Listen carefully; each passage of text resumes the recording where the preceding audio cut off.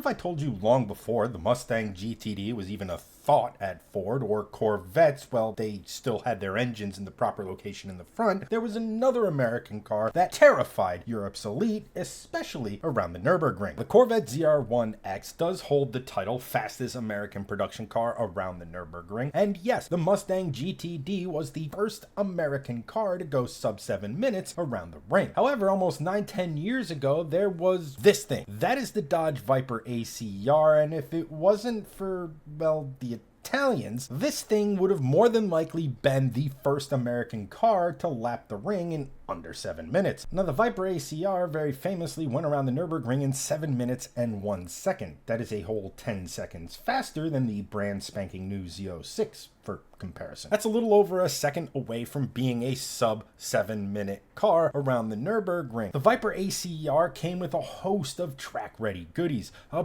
body with wings and canards and everything that generated almost 1,700 pounds of additional downforce. The brakes, well, they were not only bigger, but they were carbon ceramic, and the calipers themselves were actually bigger and had more pistons. The suspension got reworked, and then of course there was the engine, still the glorious 8.4 liter monster chucking out 645 horsepower. Now it's that last bit. If 645 horsepower seems like it's a little small compared to this engine's size, well, there's actually a very good reason for it. See, while this has never been confirmed, you have to absolutely remember who owned Chrysler at the time the ACR was being produced, and that was Fiat. I don't know if you know this, but they also just so happened to own a certain Italian car company that might be a little bit famous, Ferrari. Around the same time the Viper ACR was going around terrorizing the world's racetrack, Ferrari was making this, the F12 Berlinetta. Ferrari, rightfully so, was quite proud of this car, and if, well, you believe some of the insider rumblings surrounding Ferrari at the time, there were some Ferrari engineers, executives, etc., who were actually worried that if the Viper got any more power, it was going to, well, be significantly faster than their precious F12 Berlinetta. I want to make it clear, none of this has ever actually been proven. It's all based on rumors and hearsay,